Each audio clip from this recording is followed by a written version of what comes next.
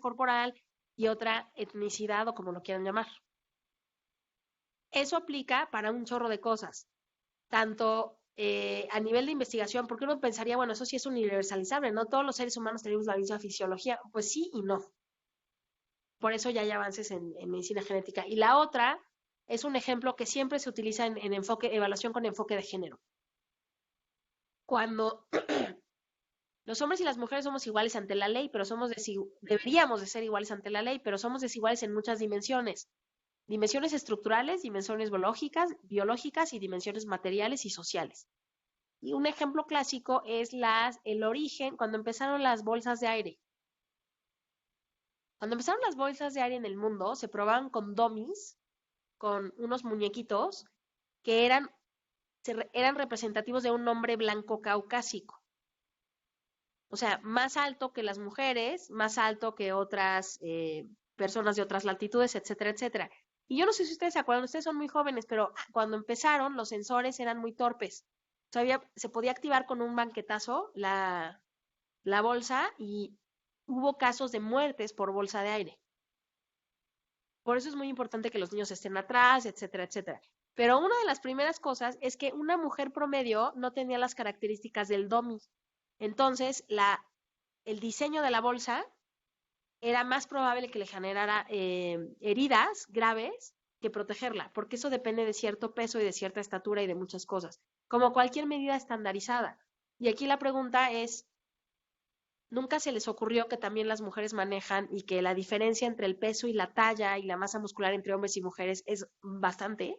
Y que la diferencia entre la talla y la estatura entre hombres y mujeres de diferentes países es suficientemente amplia como para atender estándares al menos regionales o algo. Porque si no, ustedes súbanse a un autobús en Holanda. Bueno, yo, ¿no? Yo soy muy chaparrita incluso para estándares mexicanos. Los tubos para que te agarres son como para alguien que mide 1,75 porque ese es el promedio. Los holandeses son de las personas más altas del mundo. Hay algunos africanos, los ganeses y los holandeses son los más altos, en promedio. Hay cosas que están diseñadas para ellos y que no serían posibles en otros países con otra estatura y así. Entonces, también incluso en ese ejemplo ya hablamos de generalización con cierta precaución, pero lo que sí es muy importante que dice Margelli es que el resultado científico tiene que ser aplicable y replicable para un universo al menos un poquito más amplio del que le dio origen, porque entonces no tenemos entonces ya solo puedo decir, esto es cierto en el caso de Claudia Maldonado, y ya. Tengo que ser capaz de decir, esto es cierto en el caso de mujeres mexicanas entre 30 y 120 años de edad. No les voy a decir mi edad. Segundo, y entonces tiene que ser aplicable a un universo más amplio de aquel en el que se estudió, porque si no, no tenemos un aprendizaje nuevo. Tendríamos que ver las cosas que aplican en un caso particular. ¿Ok? ¿Qué más?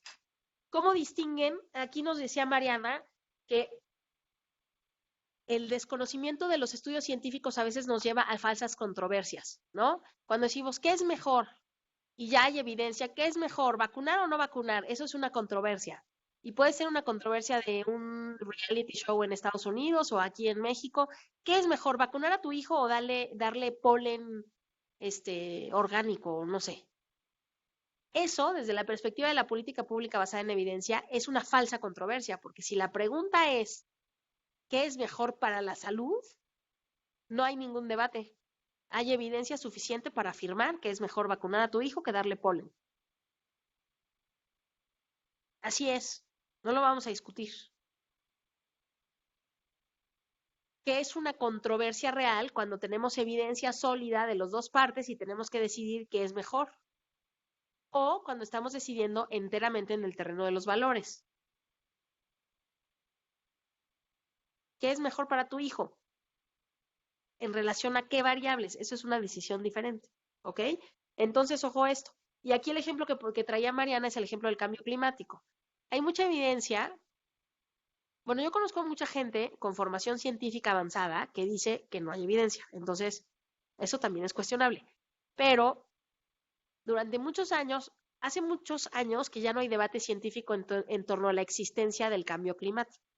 Lo que generó debate científico es sobre la causa del cambio climático. Y ahí el peso de la evidencia con estos criterios ya se fue a que hay un origen en la actividad humana, el efecto invernadero, la emisión a la atmósfera de CO2, etcétera, etcétera, la huella de carbono. Si esto ya se comprobó y no hay ninguna evidencia en contra, el debate si estás a favor o en contra del cambio climático es como decir si estás a favor o en contra de que la Tierra gire alrededor del Sol y no sea al revés. A eso nos referimos con falsa controversia. Ahora, dicho lo anterior, estamos en una época de posverdad.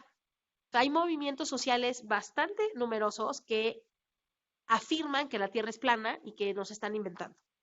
Hay movimientos sociales de personas con educación. Ojo, no son personas que no saben leer y escribir y que les cuentan historias. Son personas con educación superior que están convencidas de que la Tierra es plana y tienen muchos elementos científicos, es decir, tienen una lista de evidencia empírica que demuestra que la Tierra es plana.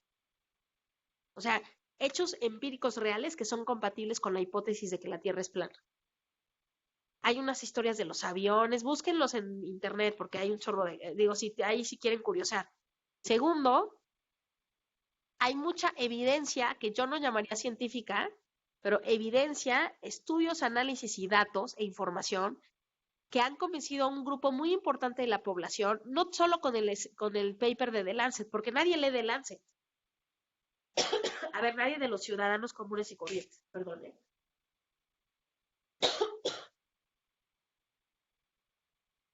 Lo que ha influido muchísimo en el movimiento antivacunas es los datos sobre la conspiración de la industria farmacéutica. El argumento es el siguiente. Ay, perdón, otra vez. La evidencia científica es toda comprada. La evidencia científica está con todo lo que les digan que es evidencia científica, está financiada por los intereses de las farmacéuticas. Lo que pasa en la realidad es que ya se conoce la cura a muchos males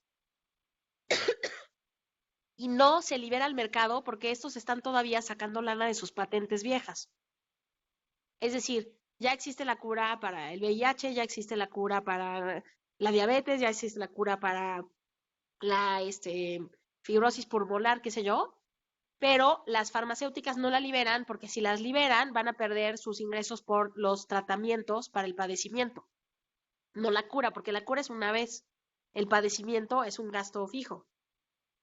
Segundo, las vacunas son una estrategia de las empresas farmacéuticas. Y hay mucha información en la web también que parece seria, no parece seria, y les cuento un poco esta historia porque siempre se apela a los criterios de legitimidad científica con esta información. La página dice, el doctor fulano de tal, ¿no? PhD. A lo mejor es doctor en otra cosa, pero ser doctor te legitima como miembro de la comunidad científica. Segundo, el dictamen de pares. Esta es una revista con dictaminación de pares. O sea, los científicos se autoevalúan y dicen qué es ciencia y qué no es ciencia, o qué cumple con el estándar de la cientificidad y depende de las disciplinas. Nosotros en el CIDE, si publicamos en una revista que no está dictaminada por pares, es como no haber hecho nada. O sea, si tienes que escoger entre publicar en una revista sin dictaminación e ir al parque, ve al parque, porque cuenta igual. Eso que supone un estándar de criterio de cientificidad, de calidad, etcétera, etcétera. Dicho lo anterior, hay publicaciones con dictaminación de pares de pésima calidad y hay un par de cosas, ensayos seminales importantísimos que salieron en una revista que no es dictaminada. Pero en promedio es mejor pasar por el filtro de la dictaminación que decir de mi ronco pecho, yo me saco una investigación que nada más yo validé y que yo creo que es muy buena. ¿Ok? Ahí hay un tema también de sociología del conocimiento, porque hay marcadores de reputación científica, como muchos datos, estudios estadísticos, que lo digan los doctores, que lo digan los expertos, etcétera, etcétera. Estamos en un momento mundial en el que se cuestiona mucho el conocimiento científico estándar, se cuestiona mucho la credibilidad de los expertos, porque se supone que están comprados. Y tercero, hay muchas fuentes alternativas de información que parecen científicas o que un observador podría juzgar como científicas. Y entonces, si solo un experto notaría la diferencia, pues es muy difícil distinguir. Y ahí está un poco el ejemplo de las antivacunas y el ejemplo de las personas que piensan que la Tierra es plana, Y también hay que decir que lo que hoy reconocemos como avances científicos incuestionables eran fake news en su momento. O sea, a Copérnico todo el mundo lo tiró de loco. La mitad de los innovadores científicos acabaron en la horca por sacrílegos. Las teorías de física más puras eran, de física teórica que solo se pudieron experimentar en el siglo XX, se consideraban idénticos a la astrología para, para el mundo contemporáneo. Entonces, bueno, todo esto para decirles que la distinción es más sutil de lo que podríamos pensar, pero que la distinción entre una controversia y una falsa controversia y una controversia real es la respuesta a la pregunta si hay evidencia científica para plantear la controversia. Y si la evidencia científica ya saldó la controversia, entonces estamos hablando de opiniones o de valores o de posiciones. La pregunta es, ¿bajo qué circunstancias podemos afirmar que la evidencia ya contestó la pregunta? Y no es tan fácil. No es tan fácil no es tan fácil definirlo con criterios de la ciencia que vienen del siglo XIX, que es casi todo nuestro lenguaje científico. ¿Qué le pedimos al conocimiento científico? Que venga de la observación.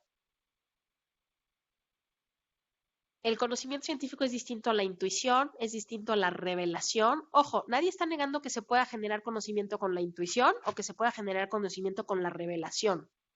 Lo que decimos es que el conocimiento científico se genera con un proceso específico que está basado en la evidencia empírica. Y eso se llama empirismo, ¿no?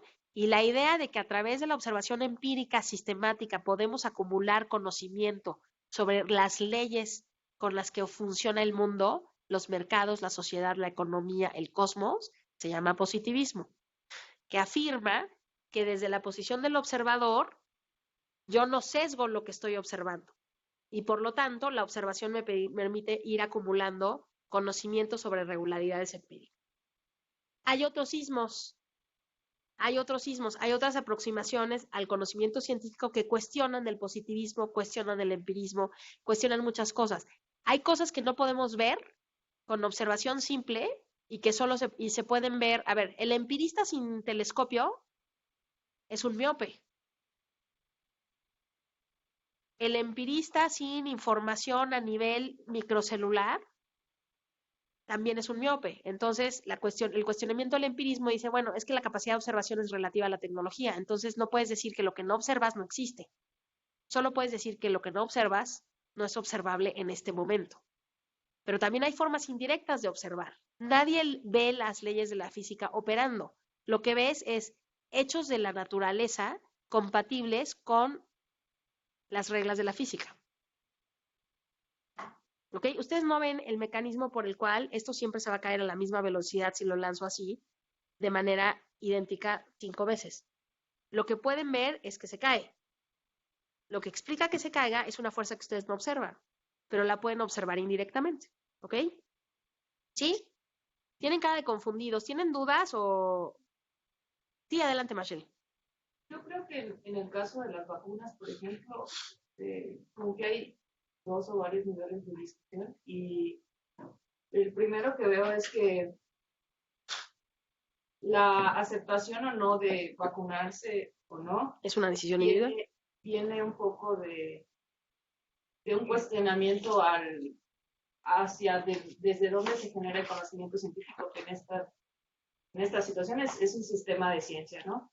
Que no está exento de valores y que a No. pesar Y de es eso, político y tiene recursos. y que a pesar de hecho, eso fija hechos científicos que funcionan. Ujú. Esa es una cosa. Y la otra, o sea, que no es una falta de credibilidad directamente a la vacuna, sino al sistema. Y por otro lado, creo que lo que pasa, o sea, y que era un poco lo que sugería el artículo que nos compartieron en la tarde, era que, ¿por qué la gente cree en... ¿Por qué la gente teniendo ¿Por qué la conocimiento? gente que tiene conocimiento científico y sofisticación científica cree cosas que están totalmente despegadas de... Ujú. Y creo que eso tiene que ver con que el conocimiento no puede no ser significativo aunque lo tengamos. puede que nosotros pensemos que no funciona, aunque sepamos cómo funciona. Y por otro lado, creo que hay una cosa de que y me hace pensar un poco en la educación creacionista versus la educación evolucionista, y es que cuestionamos a una porque parece que viene desde un dogma de fe, cuando el conocimiento científico muchas veces opera como un dogma de fe, porque lo aceptamos sin cuestionarlo y sin pensar por qué es como es. Entonces yo creo que hay una falta de reflexión o de incentivo a la reflexión desde al público o a los ciudadanos. Sí, a ver, hay dos matices. Las aproximaciones, a ver, desde la filosofía, el positivismo es una forma de religión porque partes de la premisa de que lo observado se puede conocer y la observación te genera conocimiento. Hay punto, a ver, lo que quiero distinguir es entre un dogma de fe y un punto dogmático no cuestionado a partir del cual empieza la empresa científica. Porque una vez que partes de la premisa de que se puede conocer y que lo observado es real y que hay un método para aproximarte sistemáticamente a lo real, ya hay reglas de proceso que te distinguen un buen ejercicio científico de un mal ejercicio científico dentro de ciertas disciplinas. Eso también es una construcción social, pero es distinto al dogma de fe que por definición no es cuestionado ni tiene correlato empírico. Entonces, una cosa es un supuesto para un modelo económico y otra cosa es un dogma de fe, aunque funcionalmente operen igual, porque a los dos los compras antes de dar el siguiente paso. Les voy a pasar un texto muy interesante que dice cómo, es un físico norteamericano, que dice cómo le parece, el ateísmo le parece lo menos científico que hay, que lo único que es compatible con una disposición científica es ser agnóstico. Porque afirmar que no existe sin ningún fundamento empírico es profundamente religioso. Y lo científico supone algún tipo de involucramiento con el mundo empírico y algún tipo de explicación. Entonces sí, no, sin duda. Ahora, ojo, a mí sí me gustaría distinguir, y tú tienes formación en filosofía de la ciencia, pero tus compañeros no. Y sí me gustaría que no nos fuéramos confundidos entre nadie sabe qué es evidencia, es lo mismo lo que dice la tía Lola que lo que dicen 40,000 estudios y el tema de la posverdad. De lo que tú estás hablando es de lo que ya está muy documentado, de cómo el proceso científico es un proceso social.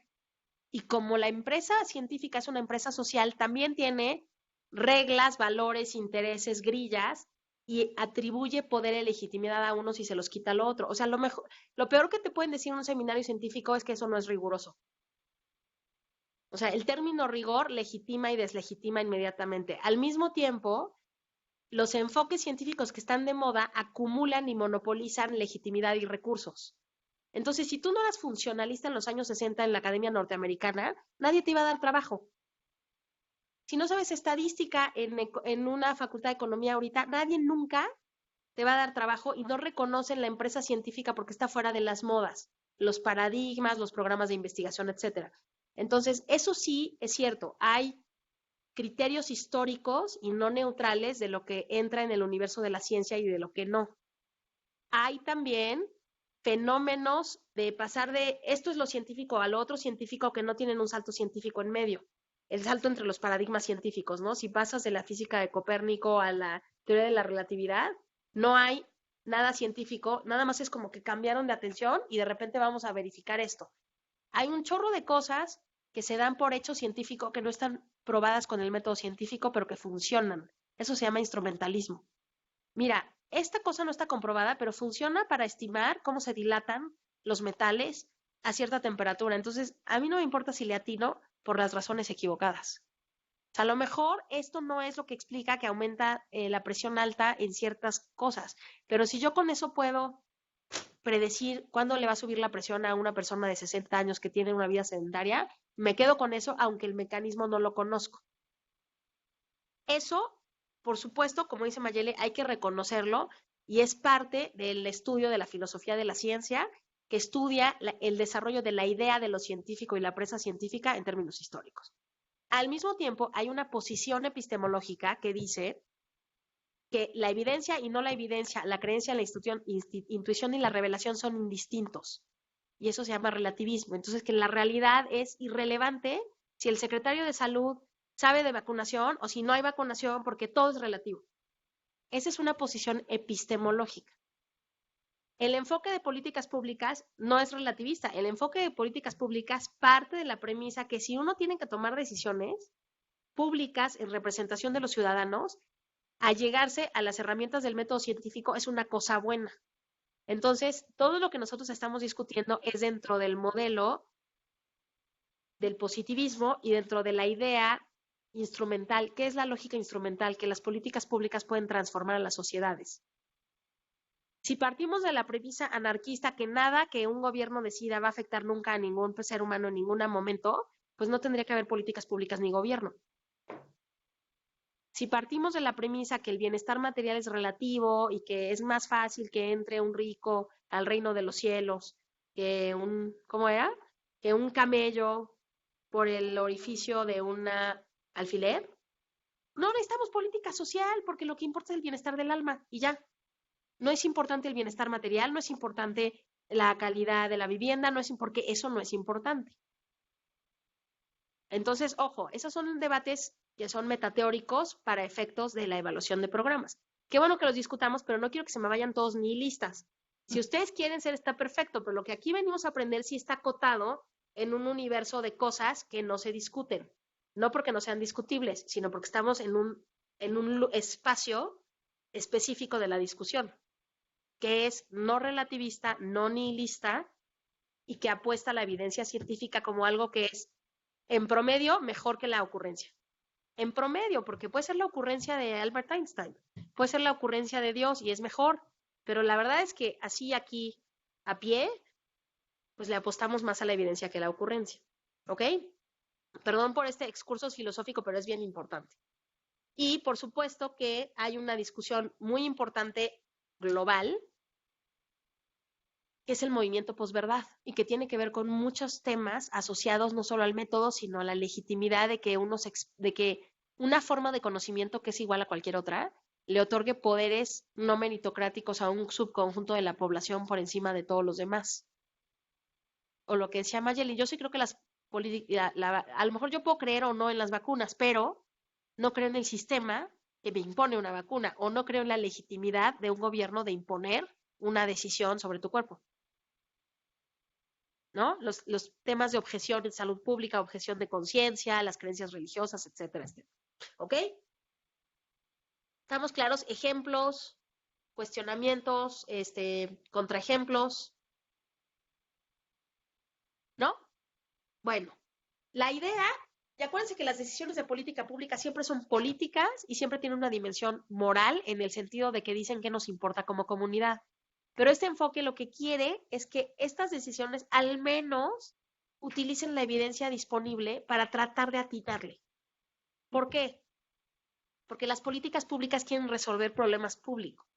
Entonces, las políticas públicas valen por su valor instrumental, es decir, por su capacidad de transformar un estado de cosas en algo que queremos, de transformar conductas, de mover a una economía de un equilibrio de bajo crecimiento a un equilibrio de alto crecimiento, de movernos de un nivel de desigualdad altísimo a un nivel menor de desigualdad, de movernos de una probabilidad de 80% de que tu empresa truene a una probabilidad de 40%, que es lo que le pasa a las pymes, ¿no? Las pymes crean 8 de cada 10 empleos nuevos y son las que son más volátiles y más probable que truenen.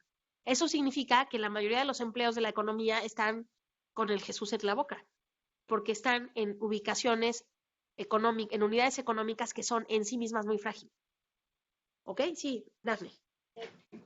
A mí me cuesta un poco de trabajo, entenderlo, pero noto que, bueno, toda esta corriente y todo este enfoque de políticas públicas, desde mi perspectiva, desde mi conocimiento, creo que es nuevo, relativamente nuevo, ¿no? Estamos hablando de unos 50 años a lo más, ¿no? Sí. Es relativamente nuevo.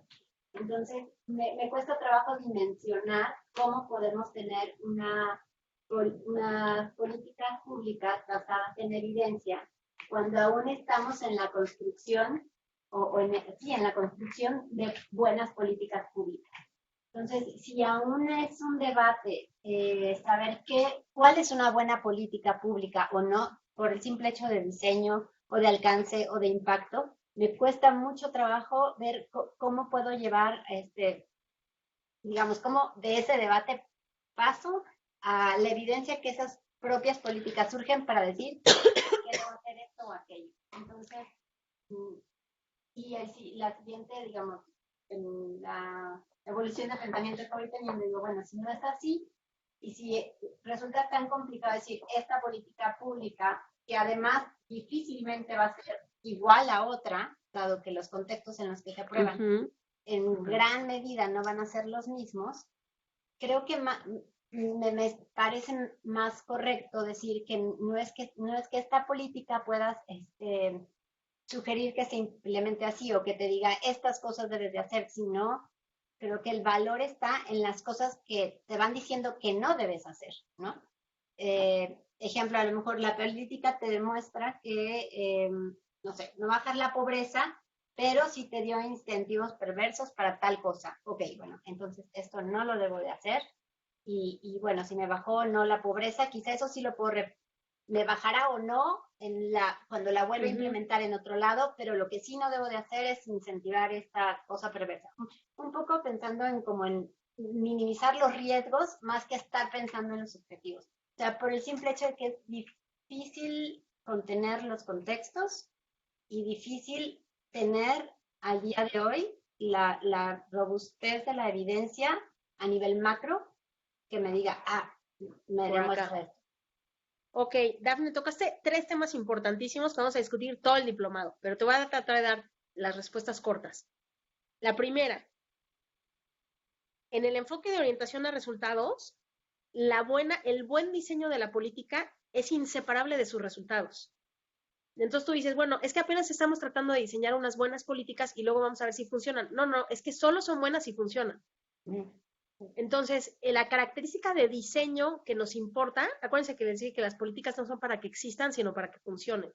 Entonces, lo que nos parece bueno de una política es que funciona. O sea, el diseño ex ante nos parece bueno porque parece que podría funcionar. Pero no hay características de diseño independientes del resultado que nos parezcan valiosas. ¿Sí me sigues? Sí. Segundo, tienes toda la razón. ¿Cómo vamos a tomar decisiones? Y eso Campbell, y me gusta mucho tu comentario porque le pegaste al clavo. Campbell escribió este texto de la sociedad que experimenta en 1969, era un discurso y luego lo formalizó en 1971, me parece. En los años 90, Campbell se retractó y dijo, bueno, no puede ser que toda la sociedad sea un laboratorio experimental, porque en primer lugar, el punto 1 es como el motor inmóvil aristotélico. El punto 1 es que no hay evidencia. Tienes que dar un paso en falso para generarlo. No puedes decir, no vamos a dar ningún paso hasta que haya evidencia, porque la evidencia se genera haciendo pasos. Entonces, en realidad, si le pusiéramos ese criterio a todas las decisiones, nadie tomaría nunca ninguna decisión, porque además la evidencia es retrospectiva y la decisión es prospectiva. Entonces, siempre tienes evidencia de otro caso, de otro planeta, no es aplicable. Y entonces él plantea lo siguiente, y además, ya sé que la política nunca va a permitir eso. Lo que sí le pido a la sociedad es que en el proceso de tomar decisiones adopte una disposición cognitiva abierta. Es decir, las políticas públicas son hipótesis, vamos a contrastarlas empíricamente. Hay cosas que no sabemos si vamos a asumir el riesgo, pero hay cosas que creemos que pueden funcionar basado en algún tipo de evidencia y vamos por acá y eso te impone la necesidad de monitorear y evaluar las intervenciones para todo el tiempo ir sabiendo si la cosa jala o no jala. Y el tercer punto que discutiste es importantísimo. ¿Cuál es la teoría de aprendizaje detrás del modelo de política pública basada en la evidencia? Los fundadores, que son los que están acá, quieren tener un banco de cosas que funcionan. What works. Todos estos. Y lo que dice la teoría del aprendizaje, la de los individuos y la de las organizaciones, que lo que se aprende más es de lo que sale mal. Entonces, que lo que tendríamos que hacer, o sea, tú eres muy visionaria en tu teoría del aprendizaje, es, a ver, no es tener una caja de cosas que funcionan, es tener una lista de cosas que no hay que hacer. Y tratar de, evitando lo que va a fallar, ir buscando lo que podría funcionar. Y eso es un default distinto, porque la verdad es que hay más cosas que no funcionan. Entonces vamos a saber más con el basket case, o sea, los casos de la araña, o sea, los casos de fracaso, son una caja más grande que los casos de éxito. Y si tomamos decisiones basadas en la evidencia, es mejor ir a ver lo que no funciona que ir a ver las 3 cosas que funcionaron en Tanzania porque no sé qué. Y también, como hay más casos de fracaso, el fracaso es más generalizable en el sentido de que tenemos más evidencia de muchas cosas que no funcionan en diferentes contextos. Entonces, y eso tiene que ver con la teoría del aprendizaje detrás de la política pública basada en evidencia. O sea, ¿cómo se aprende? ¿Es cierto eso de que echando a perder se aprende? ¿O no? Y entonces necesitas innovar, necesitas fracasar y necesitas tener una lista de cosas que han fallado en lugar de tener la lista de 3 cosas que pueden ser un hecho aislado, ¿no? O sea, es que yo sé de alguien que nunca estudió y acabó el postdoctorado en neurociencias. Pues qué padre, pero eso no es un buen camino para perseguir ese objetivo. No, decía que es como lo de prueba y error, ¿no? O sea, es como estar probando hasta que algo salga bien, ¿no? Y si no fue con algo, pues a lo mejor es con lo que sigue y así. Exacto, y qué sale bien y qué sale mal, porque tampoco los casos son blanco y negro. La pregunta, y ese es el siguiente paso de evaluación de impacto, lo van a ver. No, la pregunta no es solo qué funciona, la pregunta interesante es por qué funciona. Porque si sabes por qué y cómo funciona, sabes mucho más que si funciona o no. Porque si funciona no es una caja negra el proceso por el cual funciona. Y eso es otra estrategia de evaluación de impacto, porque no es lo mismo decir funcionó o no funcionó a decir funcionó por esta razón y de esta manera. Y les doy el ejemplo clásico. A ver, todos sabemos que la aspirina quita el dolor de cabeza bajo ciertas circunstancias, ¿no? A ver, si tienes un tumor no te va a quitar el dolor de cabeza.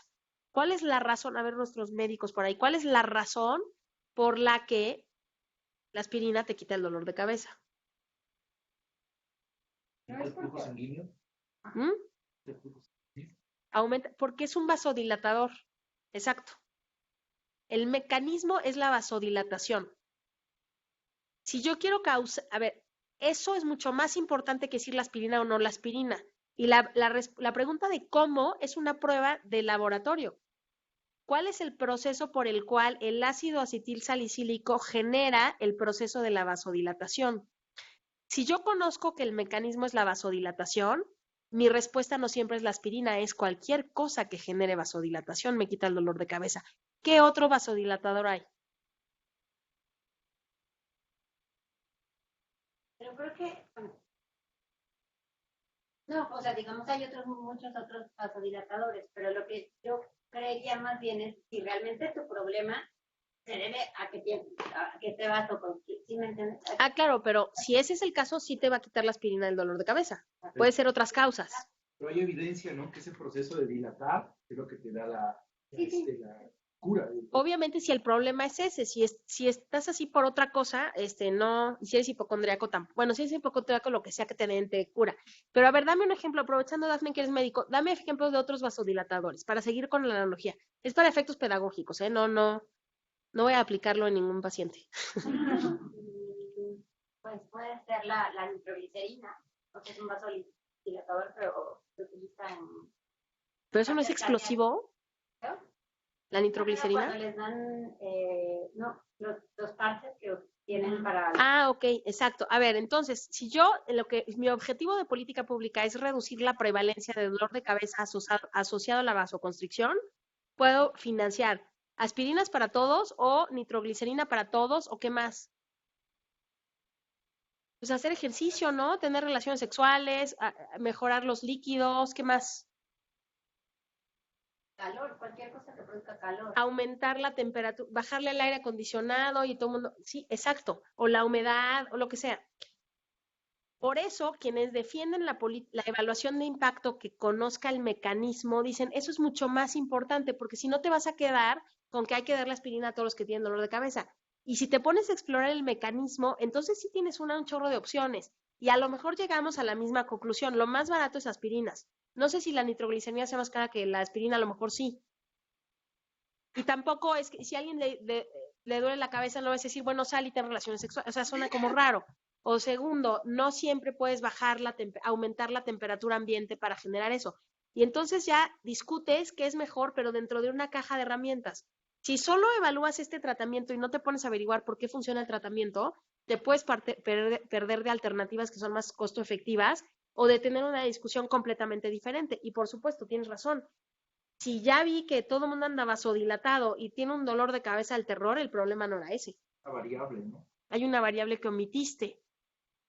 Te equivocaste de diagnóstico. O sea, es más, espérate, este cuate necesita coagulantes, no vasodilatadores, tiene trombosis. O sea, le duele la cabeza porque tiene un trombo. Lo menos que quieres es un vasodilatador, ¿no? No sé si estoy diciendo barbaridades, yo no soy médico, pero bueno, más o menos en el sentido común, ¿ok? ¿Sí? Aquí les traje algunos ejemplos. ¿Quién es bueno para leer en voz alta? ¿Y quién alcanza a ver? Ana. Sudáfrica es uno de los países más afectados por el SIDA. Sabemos científicamente que el SIDA proviene del virus del HIV. Sabemos también que los retrovirales son los medicamentos ¿Qué más? que más evitan el HIV. Sin embargo, Pero no lo evitan en sentido estricto, pero ok.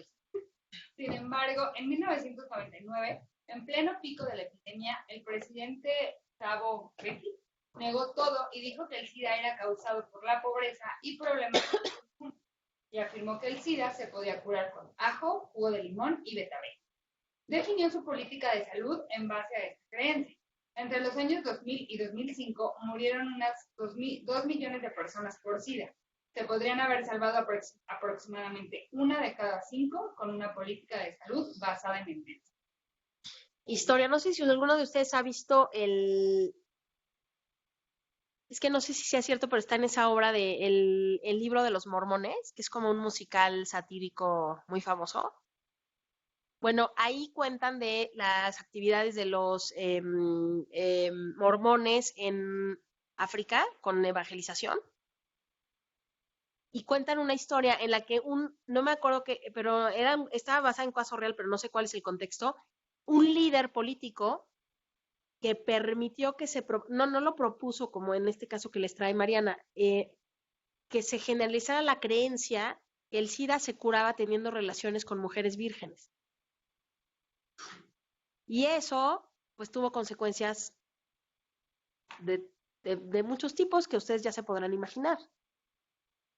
Desde violencia o contagio y las que se sumen, porque ese mecanismo no hay ninguna razón para pensar que cura un padecimiento de transmisión sexual, entre otras cosas, ¿no? A ver, el segundo caso. Ojo, son casos medio caricaturizados, pero es un poco para darles como la tónica de la preocupación, porque las políticas públicas sí se basan en evidencia ante el riesgo de consecuencias sociales importantes. Cintia, ¿te animas a leer la segunda? Alcanzo a ver bien. Ok, bueno. A ver, Víctor. El gobierno de Tanzania diseñó una experiencia piloto para tratar de bajar la mortalidad infantil. Obtuvieron evidencia de que la malaria y otras enfermedades epidémicas eran la principal causa de muerte entre los menores de 5 años. Entonces, ¿qué se podía hacer? Había muchas opciones. Podrían haber repartido medicinas a la población, por ejemplo. Sin embargo, los estudios mostraron que ese tipo de enfermedades se erradican mejor fortaleciendo los centros de atención de salud y entrenando a los doctores. Siguieron esta política y entre los años 2000 y 2003 la mortalidad infantil bajó un 40%. Es el caso de Pizarrón de la toma de decisiones basada en evidencia. Primero estudias cuál es el origen del padecimiento, cuáles son los predictores de la mortalidad.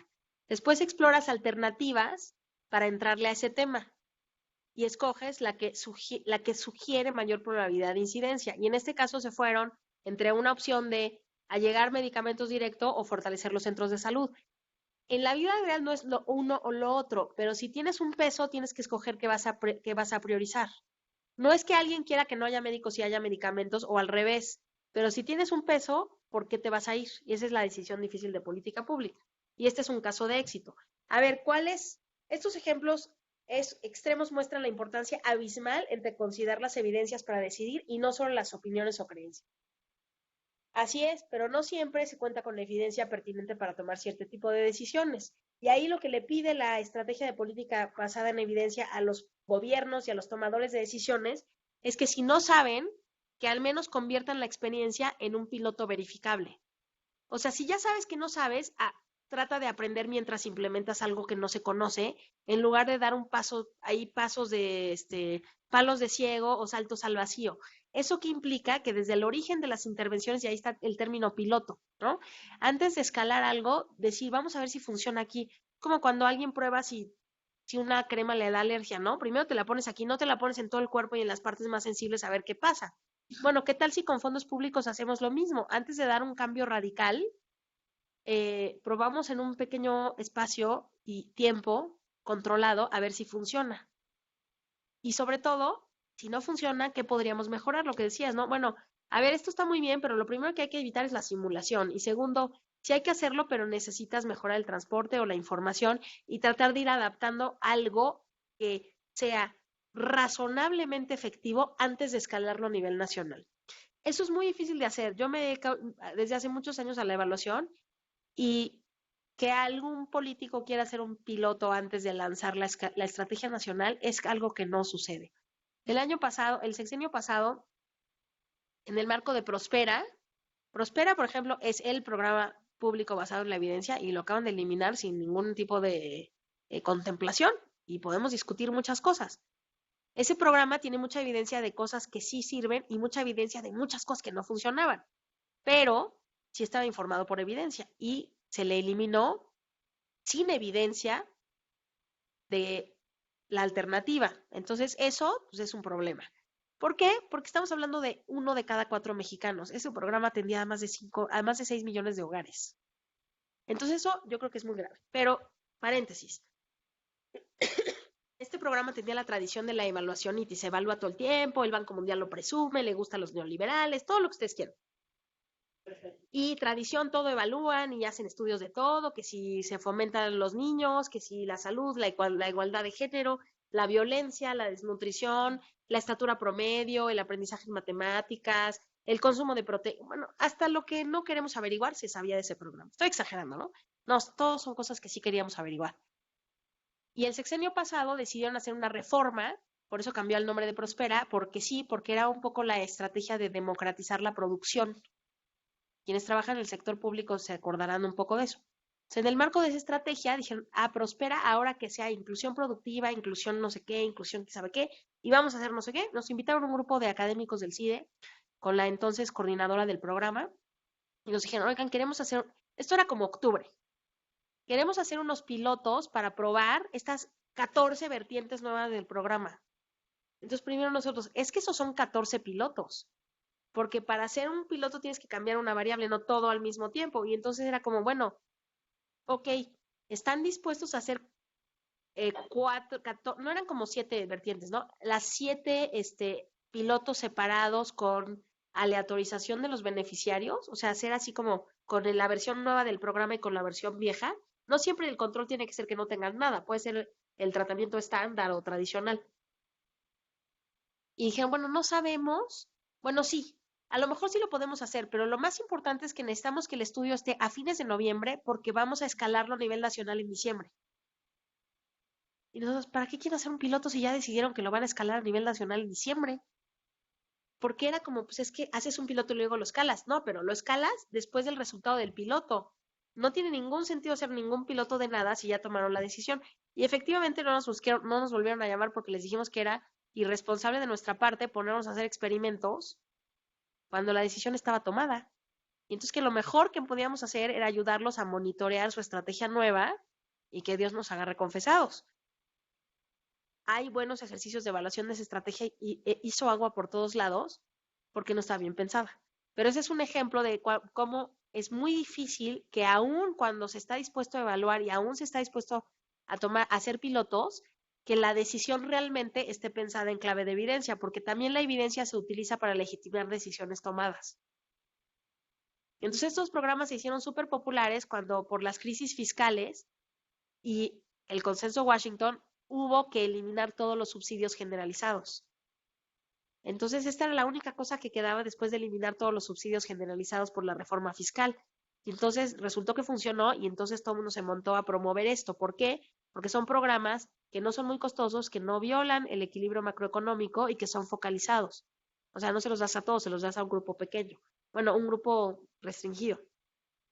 Y eso tiene que ver con la economía política, pero es muy difícil. ¿Quién me lee este ejemplo de medir es elegir? Mayra, ¿cómo te llamas, perdón? Gaby. Gaby. Pónganse sus estos porque si no los profes no van a conocer sus nombres. No me lo hicieron. Ah, bueno, ok. Gaby, adelante. Medir es elegir. Un ejemplo.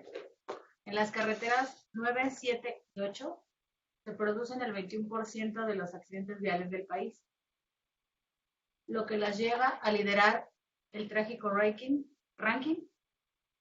que realiza el Centro de Experimentación y Seguridad Vial, CESVI. Del estudio surge que el 7.2% de los choques suceden en la carretera 9, mientras que las 7 y 8 comparten el segundo lugar con el 7% del total. Con esta arranca una vieja nota periodística titulada Las carreteras 9, 7 y 8, las más peligrosas. Suena científico, ¿verdad? ¿Les suena científico el argumento? A ver, lo que quiere ilustrar este ejemplo es que no cualquier medición es una medición válida, ni su interpretación es válida solo porque se basa en un dato, porque la información, el dato y la evidencia son algo distinto. ¿Por qué no suena científico esto? Que a lo mejor yo no usaría el término suena científico, pero ¿les parece válida la afirmación? Con esta información, ¿les parece válido que haya una nota que diga esto? ¿Por qué no? No sabes las condiciones de cada una de las carreteras. O sea, digamos, hay una Pero no carretera- importa, yo solo quiero saber cuál es la más peligrosa y las más peligrosas son la 9 y la 7 y 8. Pero, Son ¿sabes? datos absolutos y no relativos. Ajá, no, Son datos absolutos y no relativos. Clave. Dame un ejemplo. ¿Qué significa eso? Que no O sea, sabes qué. No sabes el tráfico de esas carreteras. No puedes decir qué porcentaje de accidentes en términos de circulación de carros. ¿Qué es lo que No sabes el tráfico, no sabes el trazo, no sabes el trayecto. A lo mejor la carretera 9 es la troncal que atraviesa Canadá hasta Ciudad Juárez y la 8 es un camino rural. Bueno, no, es una carretera que tiene muy baja densidad. Segundo, si es una carretera que tiene mucha densidad y al mismo tiempo tiene muchos accidentes, no significa que sea la más peligrosa, porque lo que importa es el riesgo condicional, es dado que estás en esa carretera, ¿cuál es el riesgo? Si estás en esa carretera con todo el país, 1,000,000 no es mucho. Si estás en esa carretera con 600, 540 es muchísimo. Exacto. No nos da parámetros. Eso aquí, importantísimo.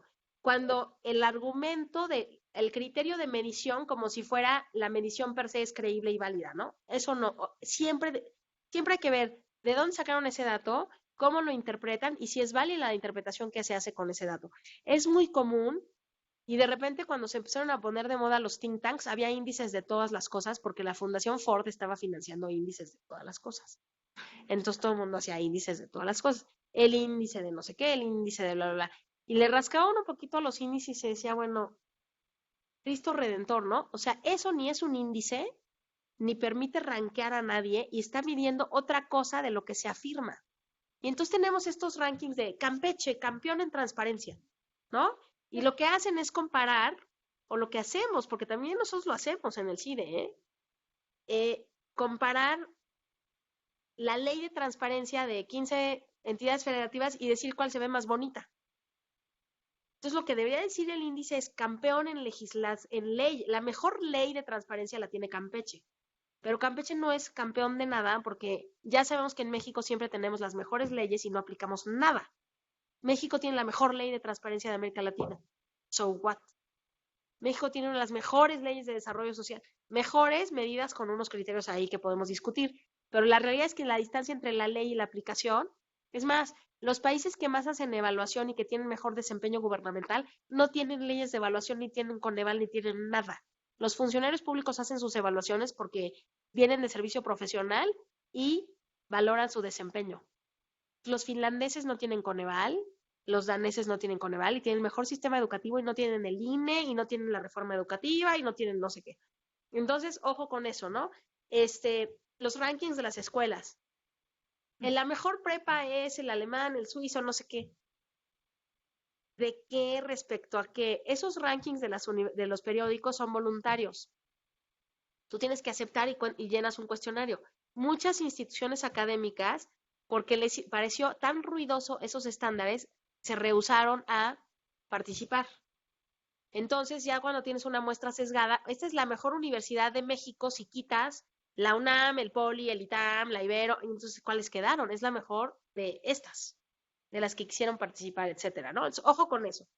Y también, lo más importante es que la decisión de medir es una decisión política. Hay cosas que nadie quiere medir y hay cosas que nadie quiere observar. En México todo el mundo está observando qué hacen los pobres, qué comen los pobres, a dónde van los pobres, nadie está observando a los ricos cuánto evaden impuestos, cuánto van al centro de salud, cuáles son sus prácticas, ¿no? Que es la crítica a las políticas sociales que son muy intrusivas en la vida de los hogares pobres. Porque nadie se mete en la vida de los hogares ricos, para nada. A nadie le pregunta, oye, ¿ya fuiste al centro de salud? Porque si no, el IMSS va a tronar porque tu irresponsabilidad, ¿no? Nadie le está preguntando a otras personas si van a tener un hijo o no por razones fiscales. Pero a los pobres les preguntamos eso todo el tiempo. Entonces, ojo con esto. Siempre hay una dimensión política, ¿no? Y aquí, bueno, otro ejemplo, ¿no? Muchos criterios por los que, ¿qué significa que sea peligrosa? Y peligrosa que vas a chocar o que te asaltan o que el trazo de la carretera, ¿qué significa eso de alta peligrosidad? Siempre que lean y eso aparece siempre en las primeras planas, cualquier cosa que no es real, ¿no? Cada vez que varía la medición multidimensional de la pobreza en México, y como nunca se reduce, o se mantiene estable o sube tantito, todas las primeras planas, fracaso de la política social. Espérate tantito. No digo que haya éxito o fracaso, pero así no se mide el fracaso o el éxito de la política social, porque hay N factores que mueven la pobreza multidimensional, y eso se llama falacia de la atribución. No todo lo que pasa después de algo es su consecuencia. O sea, si yo ahorita me paro y me caigo y me rompo el tabique, el tobillo, ustedes no causaron que yo me rompa el tobillo. Y aunque yo puedo decir, si no hubiera venido si Mariana Chudnovsky es la culpable. Si Mariana no se hubiera enfermado, yo no hubiera venido a esta clase y no me hubiera fracturado el tobillo, porque no, a ver, eso es una falacia. Entonces hay que tener mucho cuidado con lo que se afirma, con qué tipo de información. La otra que es mi favorita, pero ya no la hacen tanto, es las encuestas telefónicas del Reforma. En México, las encuestas telefónicas en el hogar no son representativas de nada. Puede haber otro país en el que lo sean, pero acá no. Entonces, entrevista telefónica a 1000 personas y dicen cualquier cosa y abajo en una letra chiquitita dicen que es telefónica, es a un grupo muy chiquito de personas y además dicen que el margen de error es enorme. Pero como nadie lee eso, nos vamos con la idea de, no, es que ya aumentó la popularidad del presidente. No, el PRI pierde porque mira, ojo, podemos predicar sobre la población si la muestra es representativa. Y eso no es una entrevista telefónica a las 10 de la mañana. Porque ¿quién tiene teléfono? ¿Quién está en su casa a las 10 de la mañana? ¿Y quién acepta responder una encuesta de Reforma? No es lo mismo. Segundo, hay que ver siempre los márgenes de error de ciertas cosas, ¿no? La estadística tiene muchos problemas como cualquier otro método, pero lo único es que está obligada a revelarte qué margen de error cree que tiene. Eso es lo único que la estadística no es más eficaz que cualquier otro método, pero sí es un método que está obligado a revelar el margen de error de los parámetros. Entonces hay que tener cuidado con eso, ¿ok? El eterno debate de el PIB versus el desarrollo humano, ¿no? Cuando medíamos el PIB como sinónimo de desarrollo, pues el PIB per cápita es el tamaño del pastel entre el número de invitados a la fiesta. No importa si hay un niño que se queda con la mitad del pastel y los otros 3 no comen y los otros 2 comen un poquito.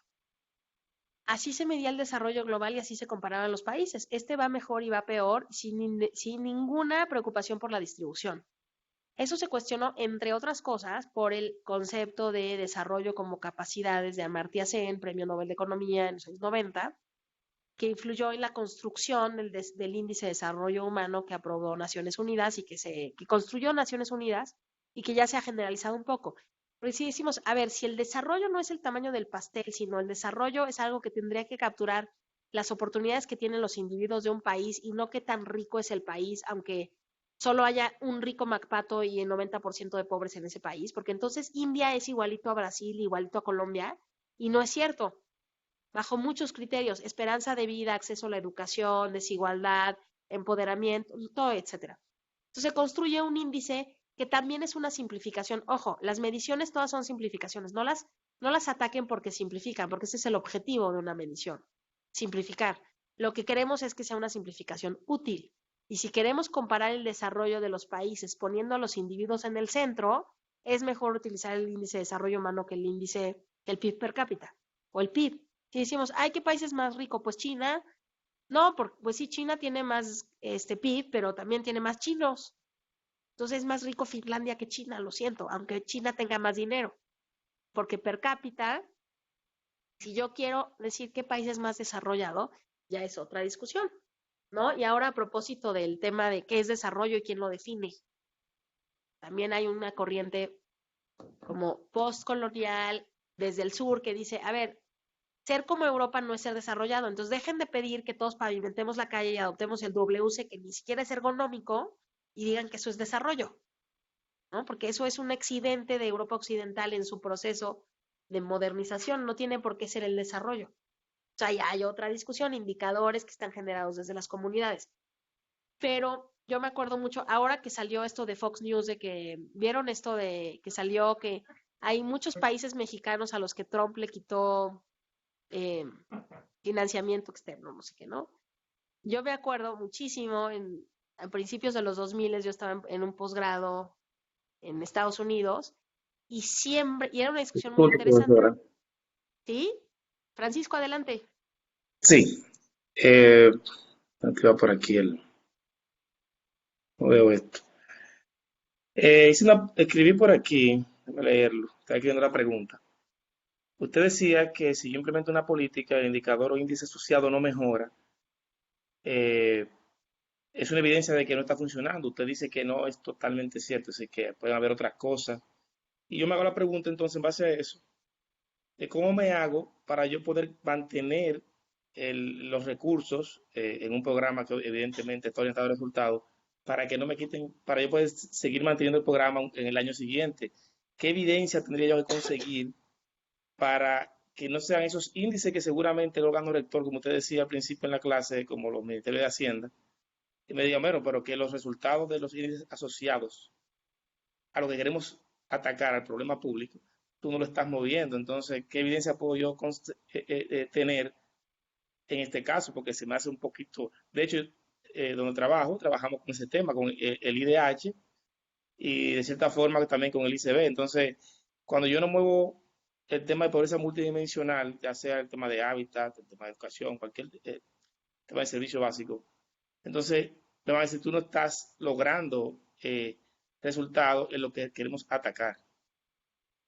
Es como yo mantengo esos recursos en mi Esa programa. pregunta es importantísima. Bueno, un purista hacendario te diría, ¿para qué quieres mantener el programa si no tienes evidencia de resultados? Pero no te voy a contestar eso porque esa es una posición extrema. La pregunta interesante es, a ver, eso es bien importante. La variable de impacto de un programa se puede mover de manera independiente al programa o se puede quedar estática a pesar de que el programa la mueve. Eso se llama la falacia de la atribución. ¿Por qué? Porque el programa no es la única cosa que pasa en el mundo. Todo sigue pasando. La gente nace, crece, se reproduce y muere. Los mercados aumentan, se colapsan. El ciclo agrícola, la inflación, el comercio internacional. La evaluación de impacto es la que está específica, y esa evaluación no es monitoreo, es la que está explícitamente dedicada a tratar de aislar el efecto causal independiente de tu programa sobre la variable. Claro. Tú puedes tener un programa exitosísimo y la medición de la pobreza no se mueve, porque tu programa reduce la pobreza, pero la depresión, la recesión china te duplica la pobreza. Tú puedes tener un resultado de pobreza que se disminuye y no tuvo nada que ver con tu programa, fue resultado de la firma del Tratado de Libre Comercio y tu programa en realidad no hace nada. En México decimos, le hace lo que el viento a Juárez, o sea, nada. ¿Cómo sabes la diferencia? Necesitas una estrategia de identificación con evaluación de impacto. Cada año fiscal no tenemos evaluación de impacto. Lo que podemos hacer es documentar desde el monitoreo evidencia de que vas en la dirección correcta. Y para eso necesitas la teoría de cambio de tu programa. Cuando yo digo, a ver, acabo de repartir 100 despensas en una escuela secundaria aquí en Santa Fe y no se ha movido el índice de desarrollo humano, pues obvio que no, porque aunque eso fuera importantísimo, la escala no te da para pegarle a una variable de ese tamaño. Pero lo que tú sí tienes es una teoría de cambio y tú dices, a ver, espérenme, yo estoy contribuyendo al desarrollo humano por un mecanismo específico. Y ese mecanismo intermedio tendría que ser observable. Entonces, si yo te pregunto, ¿ya acabaste de correr el maratón después de 8 segundos? Es evidente que no lo acabaste de correr. Pero si yo te pregunto, ¿ya acabaste de correr el maratón a las 2 horas? Sí hay parámetros de cuánto tendrías que haber avanzado en 2 horas en el maratón si lo quieres acabar en un tiempo X. O si lo quieres acabar conociendo tu rendimiento. Entonces, lo que es muy importante hacer desde esta lógica de rendición de cuentas es la teoría de cambio de una intervención, y todo esto lo van a ver, ¿eh? Estamos viendo temas que van a tener una sesión específica. A ver, mi teoría es correr el maratón, pero desde el minuto 1 yo necesito un ritmo, en el primer kilómetro yo necesito un ritmo. Entonces tú tienes que partir tu teoría de cambio en pequeñas transformaciones que son compatibles con la hipótesis de que vas en la dirección correcta.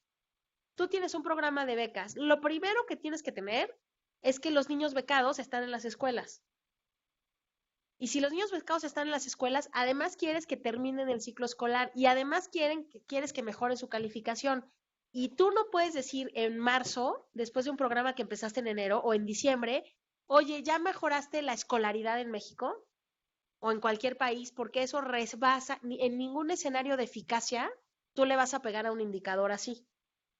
Entonces, eso tiene mucho que ver, y yo sé que es muy difícil porque los sistemas políticos tienden a la grandilocuencia. Entonces, yo tengo aquí un programucha, mucho que tiene $10,000 y el objetivo de ese programucho es la paz mundial. Y después del primer año fiscal me va a decir, ya lograste la paz mundial. Ay, este programa no sirve. A ver, hay que abrir la teoría de cambio. ¿Bajo qué escenario de eficacia un programita con $10,000 que reparte despensas va a lograr la paz mundial? Bajo ninguno.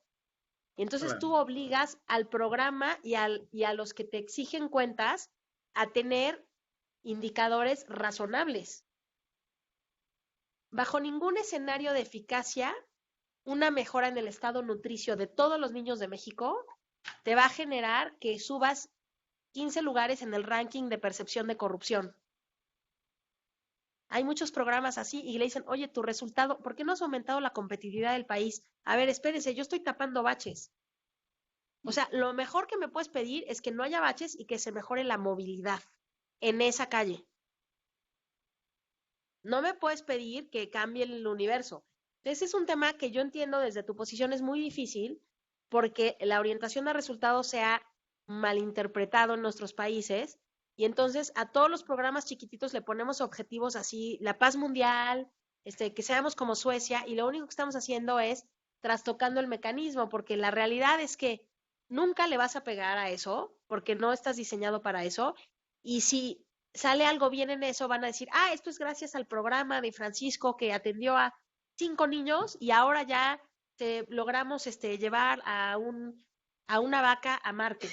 O sea, no hay ninguna conexión. Por eso es muy importante que ustedes tengan claridad de cuál es la teoría de cambio de una intervención y segundo, cuál es el horizonte temporal de esa intervención. Ejemplo, todas las políticas de prevención no le pueden pedir al que ya está enfermo ahorita que haya sido prevenido. Cuando dicen vamos a prevenir la diabetes y luego sale un dato de en México aumentó la diabetes, es que no, ese no es materia de la prevención, ese ya lo tienes que atender. La prevención es todas las personas que no quieres que en 20 años sean diabéticos por sobrepeso. Entonces, cualquier dato del aumento de la obesidad aquí y ahora en una generación de mexicanos entre 30 y 40 años no es un dato relevante para la política de prevención en infancia temprana.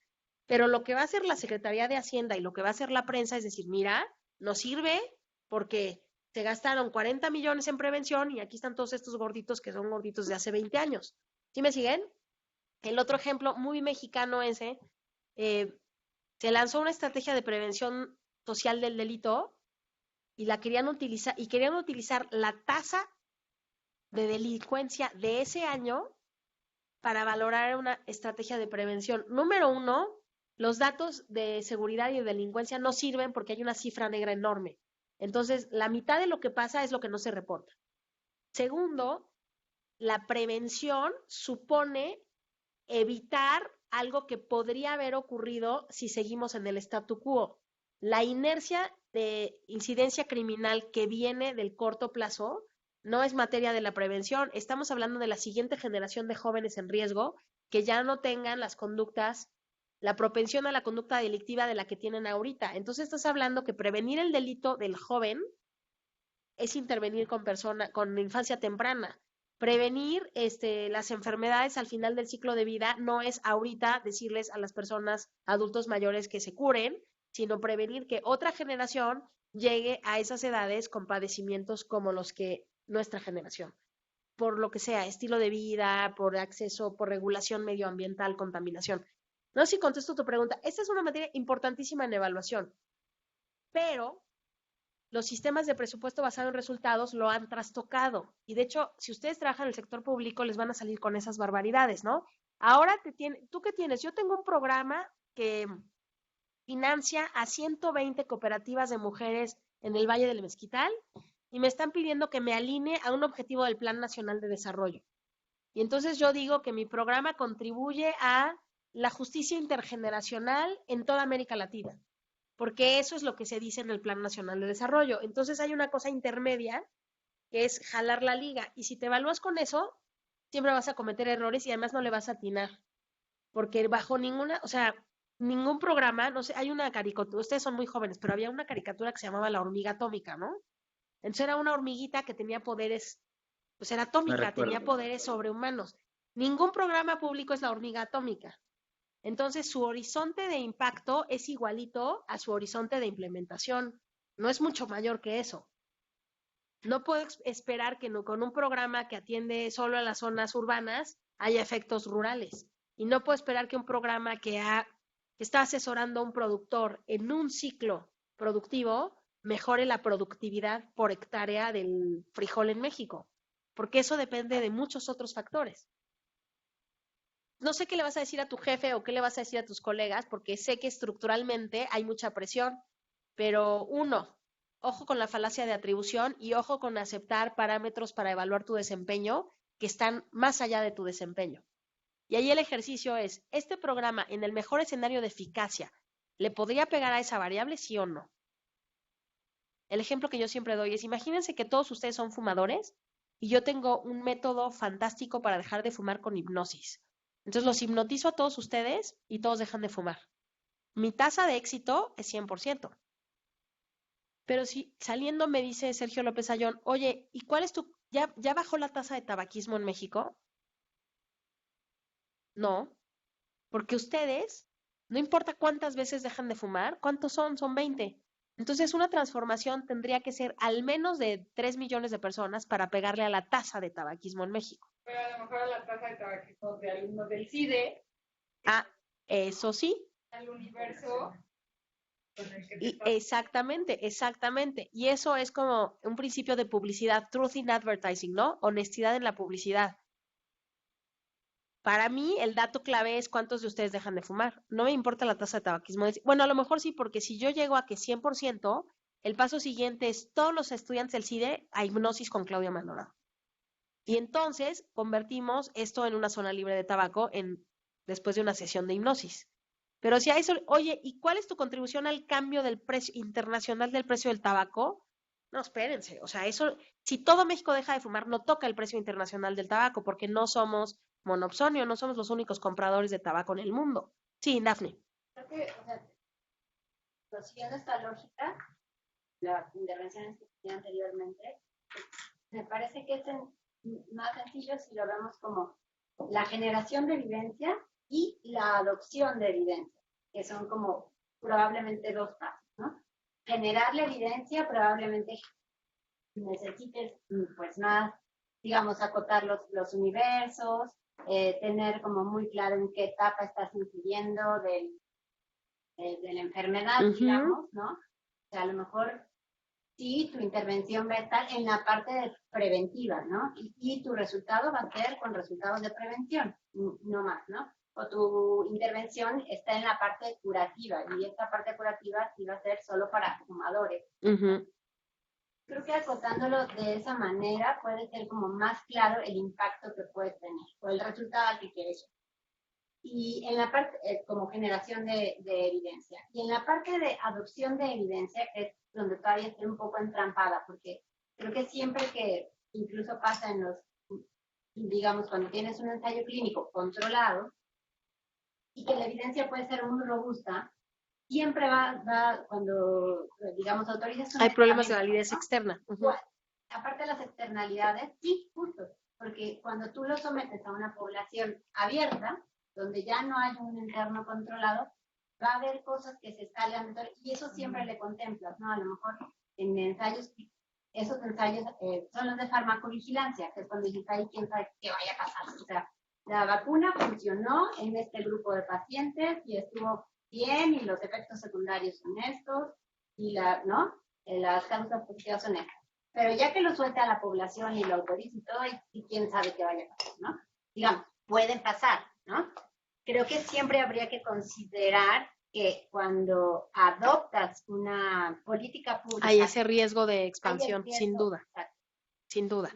Y otra cosa que me está dando ruido es esto que decías, cada política pública va atada a un resultado, ¿no?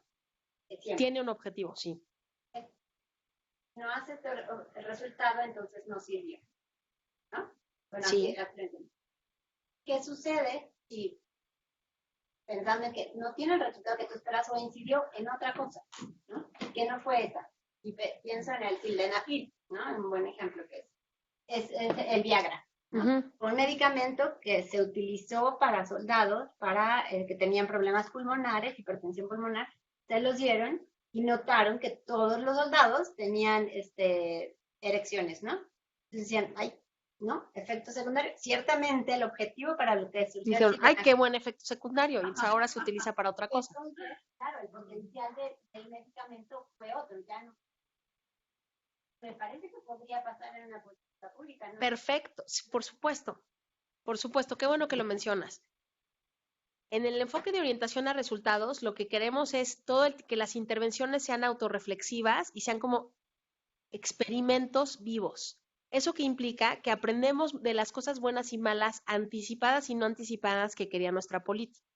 Si descubrimos que nuestra política para prevenir la desnutrición es malísima para prevenir la desnutrición, pero genera cohesión comunitaria, entonces tú puedes decir, a ver, esto se lo voy a mandar a Sedesol o a Gobernación para promover la cohesión comunitaria y te sirve. Por eso queremos aprendizaje también horizontal.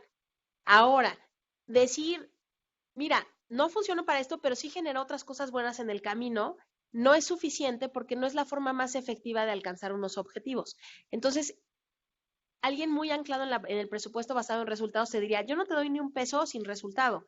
Y si tienes otros resultados, así como en lugar de daños colaterales, beneficios colaterales, de todas maneras es muy caro porque destinamos todo el esfuerzo en lograr esto y tú alcanzaste otros objetivos chiquitos en el camino.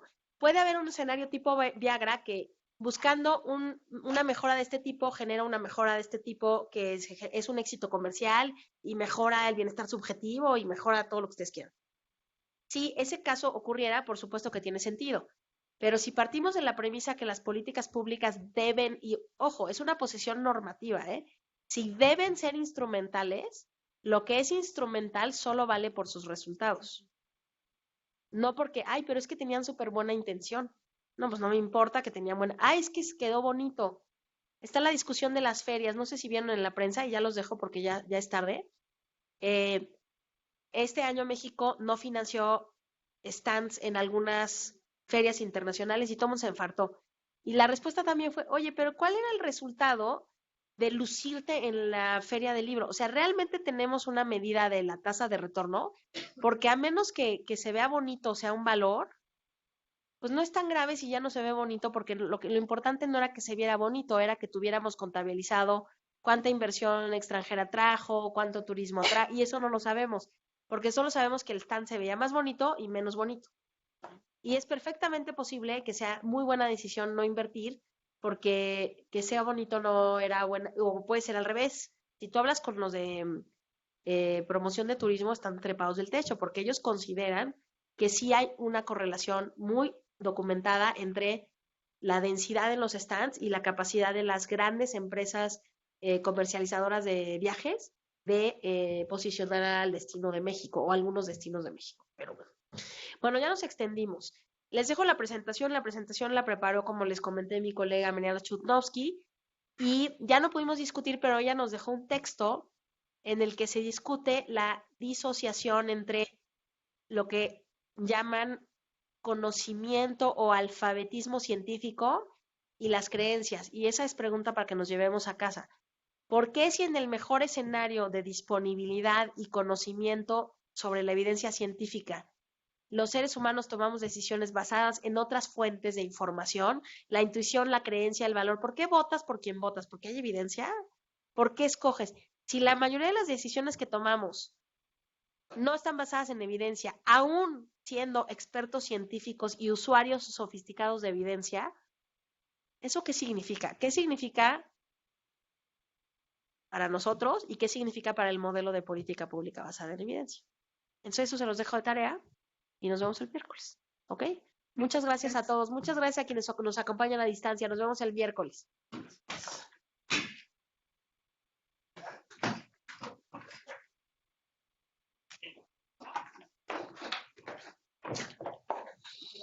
Hasta luego.